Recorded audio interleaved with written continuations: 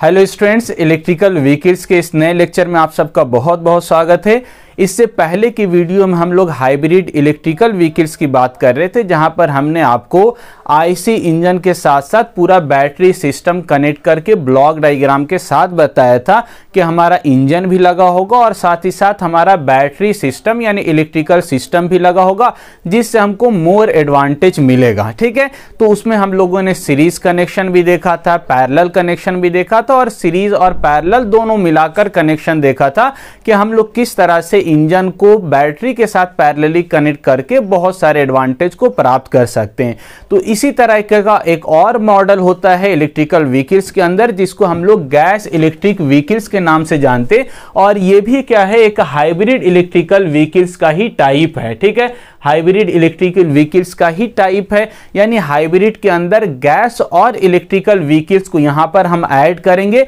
इससे पहले हम लोग जो बात किया था वहां पर हम लोग इंजन यानी डीजल इंजन या पेट्रोल इंजन के साथ हम लोग बैटरी सिस्टम को और मोटर को कनेक्ट कर रहे थे, लेकिन यहां पर गैस इंजन और गैसोलीन का सिस्टम यानी पूरा गैस सिस्टम के साथ साथ बैटरी को कनेक्ट करेंगे। तो आप लोगों ने बहुत जगह पर सुना भी होगा, आपका यानी गैस से चलने वाले टोटो पर यानी ऑटो पर आप बैठे भी होंगे कभी, तो गैस का एक सेपरेट सिस्टम होता है जिसकी सहायता से गैस इंजन के द्वारा हम क्या कर सकते हैं, मैकेनिकल सिस्टम को प्राप्त कर सकते हैं, या उसके द्वारा हम लोग इलेक्ट्रिसिटी को भी प्रोड्यूस कर सकते हैं एक स्पेशल अरेंजमेंट के साथ। ठीक है, तो यहां पर हम लोग बात करेंगे किस तरह से गैस और इलेक्ट्रिक सिस्टम को कंबाइंड करके हम ऑपरेट करा सकते हैं और ज्यादा रिलायबिलिटी, ज्यादा हम लोग विश्वसनीयता, भरोसा हम लोग प्राप्त कर सकते हैं। क्योंकि इंडिविजुअल सिस्टम पर आप डिपेंड कीजिएगा तो हो सकता है फेलवर की संभावना हो, लेकिन अगर दो सिस्टम आप यूज कीजिएगा तो ऑब्वियस है कि आपकी रिलायबिलिटी बढ़ेगी।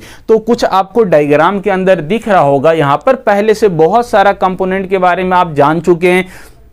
जैसे ट्रांसमिशन का काम क्या है, मैकेनिकल पावर किस तरह से ट्रांसमिट होता है, बैटरी का काम क्या है, मोटर का काम क्या है, डीसी टू डीसी कन्वर्टर का काम क्या है। एक बार यहां पर डायग्राम के अंदर भी आपको सारा कुछ बता देंगे, आपको फिर से क्लियर हो जाएगा। तो सबसे मेन चीज जो यहां पर हमको देखना है वो क्या है, फ्यूल फिल्टर देखिए लगा हुआ है, यानी फ्यूल जो होगा वो क्या होगा, आपका फिल्टर होकर यहां पर आएगा। ठीक है, और फिल्टर फ्यूल कहां जाएगा, तो यहां पर मेन टैंक लगा हुआ है, गैसोलीन टैंक लगा हुआ है, जहां पर हम क्या करेंगे, गैस को फिल करेंगे। ठीक है, गैस जैसे ही आप फिल कीजिएगा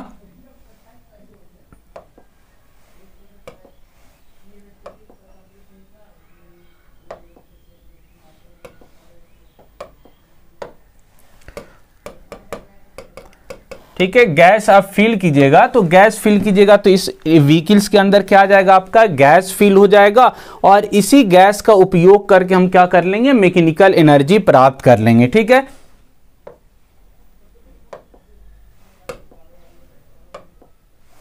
तो यहां पर अब देखिए क्या क्या चीज लगा हुआ है।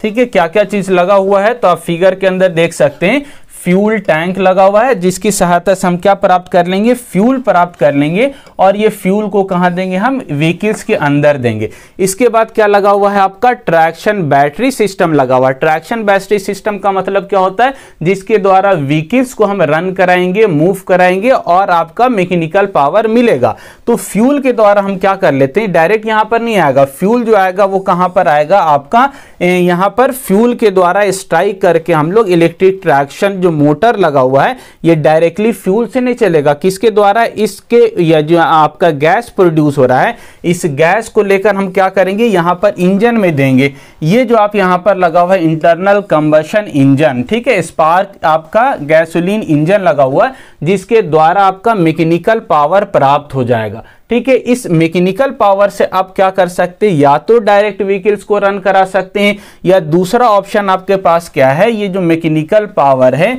इसके द्वारा आप बैटरी को यानी कि यहां से जो आपका मैकेनिकल पावर प्राप्त होगा इस मैकेनिकल पावर को आप मोटर को दे देंगे, और इस मोटर के द्वारा जब ये यानी कि मोटर ब्रेकिंग, एक मोड पढ़ा होगा आपने रीजनरेटिव ब्रेकिंग, यानी इसकी मोटर का हम लोग यूज एज ए जनरेटर भी कर सकते हैं, और ऐसे जनरेटर करें करेंगे तो इससे इलेक्ट्रिसिटी प्रोड्यूस होगी और उस इलेक्ट्रिसिटी को हम कहाँ देंगे, उस इलेक्ट्रिसिटी को हम बैटरी में स्टोर कर लेंगे। यहाँ पर जो आपका बैटरी सिस्टम लगा हुआ है, ये बैटरी सिस्टम आपका लगा हुआ है, ये बैटरी सिस्टम के अंदर क्या हो जाएगा, इलेक्ट्रिसिटी स्टोर हो जाएगा और उस इलेक्ट्रिसिटी के द्वारा हम क्या करेंगे, ये इलेक्ट्रिसिटी को मोटर को सप्लाई करके हम व्हीकल्स को रन कराएंगे।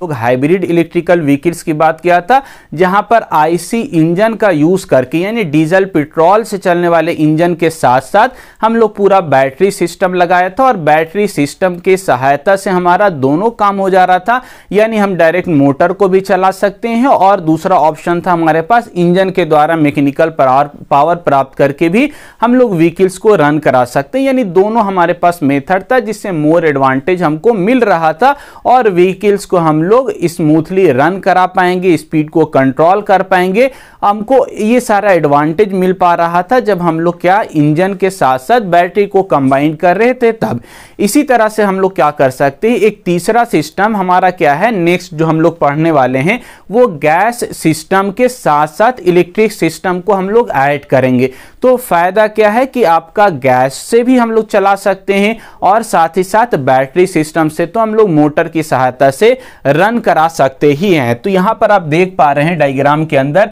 यहां पर गैसोलीन टैंक लगा हुआ है और इसके साथ आपका गैसोलीन टैंक के साथ यानी यहां पर फिल्टर करके हम लोग गैस प्रोवाइड करेंगे। ये टैंक लगा हुआ है पूरा और इस टैंक के द्वारा आपका गैस के द्वारा हम लोग मैकेनिकल पावर प्राप्त कर लेंगे। यहां पर इंजन लगा हुआ है और इसके द्वारा भी हम क्या कर सकते हैं, ड्राइव को रन करा सकते हैं apart from the electrical vehicles. यानी यहां पर आपका मोटर भी लगा हुआ है और मोटर के साथ साथ क्या लगा हुआ है, यानी मोटर के द्वारा भी आप रन करा सकते हैं और इंजन के द्वारा भी आप रन करा सकते हैं। ठीक है, बाकी जो सिस्टम है यानी बाकी जो डिवाइस है वो पहले की तरह ही नॉर्मल होता है। यानी जैसे हम लोग पहले बात करते थे ट्रांसमिशन क्या है या आपका मोटर का काम क्या है, वो सारा यहां पर भी होगा। बस एडवांटेज ये हमको मिल पा रहा है कि हम लोग मोटर के अंदर यानी व्हीकल्स के अंदर मोटर के साथ साथ इंजन भी लगाए हुए हैं जो कि गैस से चलेगा। तो गैस इंजन भी लगा हुआ है, पूरा गैस सिस्टम भी है और साथ ही साथ आपका क्या लगा हुआ है, बैटरी सिस्टम मोटर के साथ लगा हुआ है। तो दोनों तरह का बेनिफिट यहां पर मिलेगा। जैसे बाकी आपका क्या क्या काम लगा हुआ है, आप तो ये यानी इलेक्ट्रिक जनरेटर का काम मालूम है, जब इसको आप मैकेनिकल पावर दीजिएगा तो ये किस में कन्वर्ट कर देगा, इलेक्ट्रिकल पावर में कन्वर्ट कर देगा और उस इलेक्ट्रिकल पावर को आप क्या करिएगा, बैटरी के अंदर स्टोर कर लीजिएगा और इस बैटरी के द्वारा आप मोटर को रन करा पाएंगे, चला पाएंगे। दूसरा, अगर आपके पास फ्यूल नहीं है, गैस नहीं है, तब भी आपके पास बैटरी के पास एनर्जी आपको मिल गई है, बैटरी एनर्जी स्टोर किया हुआ है। इस बैटरी की जो एनर्जी है ये क्या करेंगे आप, यानी आपका शाफ्ट के द्वारा आप क्या करेंगे, इस मोटर को सप्लाई देंगे। यहां पर जो मोटर लगा हुआ है, ये मोटर लगा हुआ आपका इलेक्ट्रिक मोटर, इस मोटर के द्वारा आप क्या करेंगे, व्हीकल्स को रन करा पाएंगे। यानी दोनों ऑप्शन आपके पास है, इंजन के द्वारा भी रन करा पाएंगे और साथ ही साथ आप क्या करेंगे, बैटरी और मोटर की सहायता भी रन करा पाएंगे। बाकी आपका डिवाइस पहले की तरह ये पावर कंट्रोलिंग डिवाइस है, यानी एसी को डीसी में बदलना या डीसी को एसी में बदलना, वेरिएबल डीसी में बदलना, ये सारा आपका पावर इलेक्ट्रिक कंट्रोलर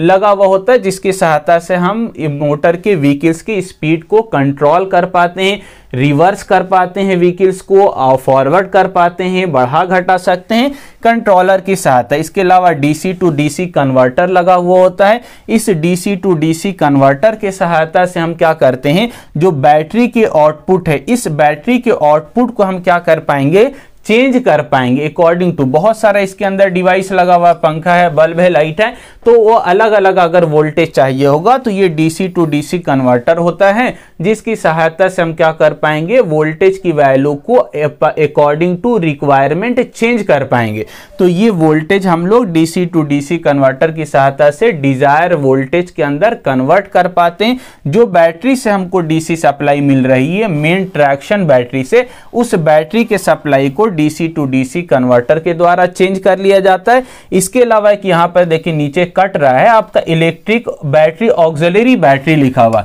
है ना। ऑक्सिलरी बैटरी जो होता है, ये ऑक्सिलरी बैटरी जो है इसका काम क्या होगा, ऑक्सिलरी बैटरी का काम क्या होगा कि एक्स्ट्रा अगर मान के चलते हैं आपका मेन बैटरी खराब हो गया या कोई प्रॉब्लम हो गया, डाउन हो गया, तो ये ऑक्सिलरी बैटरी क्या करेगा, इलेक्ट्रिकल सप्लाई देकर मोटर को रन कराने का काम करेगा। ठीक है, तो मेन बैटरी भी लगा होता है, ट्रैक्शन बैटरी भी, इसके अलावा ऑक्सिलरी बैटरी भी लगा हुआ होता है, और ये ऑक्सिलरी बैटरी से आप छोटे मोटे उपकरण को सप्लाई भी दे सकते हैं। ठीक है,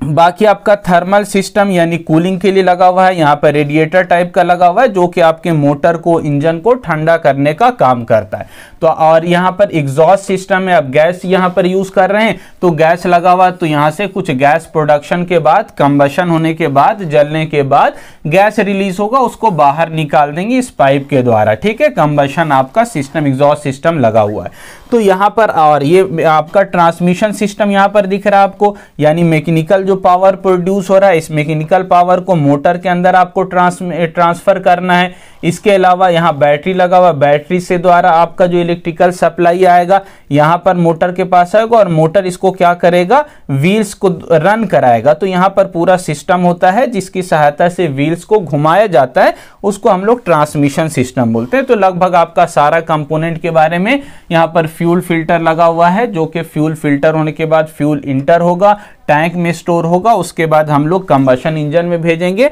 जिसकी वजह से हमको मैकेनिकल पावर मिलेगा, रन करेगा। ठीक है, जनरेटर के द्वारा आप चाहिएगा तो इस इंजन के द्वारा जो मैकेनिकल पावर मिला है जनरेटर को दे सकते हैं, और इस जनरेटर के द्वारा इलेक्ट्रिसिटी जनरेट करके आप बैटरी के अंदर स्टोर कर सकते हैं। ठीक है, तो बहुत सारा ऑप्शन आपके पास मिल जाता है इस प्रकार के हाइब्रिड इलेक्ट्रिकल व्हीकल्स में। और ये कौन सा हाइब्रिड है, तो गैस हाइब्रिड इलेक्ट्रिकल व्हीकल्स है। ठीक है, गैस हाइब्रिड इलेक्ट्रिकल व्हीकल्स। इससे पहले जो हम लोग इलेक्ट्रिकल व्हीकल्स बात किया था हाइब्रिड में, वो इंजन था, कौन सा, डीजल और पेट्रोल इंजन था, और उसके साथ हम लोग लगा रहे थे इलेक्ट्रिकल व्हीकल्स। तो बहुत अच्छे से आपको ये डायग्राम के अंदर क्या क्या कंपोनेंट यूज हो रहा है, किसका क्या काम है, गैस से लगा दिया साथ में तो क्या बेनिफिट मिला, ये सबको बहुत अच्छे से क्लियर हो गया होगा। और बाकी जितना कंपोनेंट लगा हुआ है, मोटर का काम क्या है, और बाकी बैटरी का काम क्या है, फ्यूल टैंक का काम, ये सब भी आपको बहुत अच्छे से क्लियर हो गया होगा। फिर भी इसके ऊपर हम लोग थ्योरेटिकल पोर्शन में एक बार फिर से इस पर सारा हम लोग चर्चा करेंगे नोट्स की सहायता से,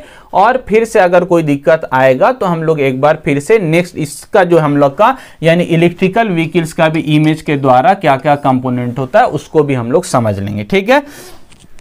तो आते हैं नोट्स के ऊपर। देखिए बहुत आसान सा डायग्राम बना गया, वहां तो डायग्राम आपका कॉम्प्लिकेट, लेकिन ये आसान डायग्राम ताकि एग्जाम में बनाने में आपको दिक्कत नहीं हो। ब्लॉक डायग्राम बिल्कुल सिंपल बनाया गया। क्या है, फ्यूल सेल इलेक्ट्रिक व्हीकल्स लिखा गया है, जहां पर हम लोग फ्यूल सेल के द्वारा, फ्यूल सेल का मतलब क्या होता है, हम लोग यानी कि, ठीक है इतना ही रहने देते, ये वाला डायग्राम जो है आपको नेक्स्ट क्लास में बताएंगे। ठीक है, थैंक यू।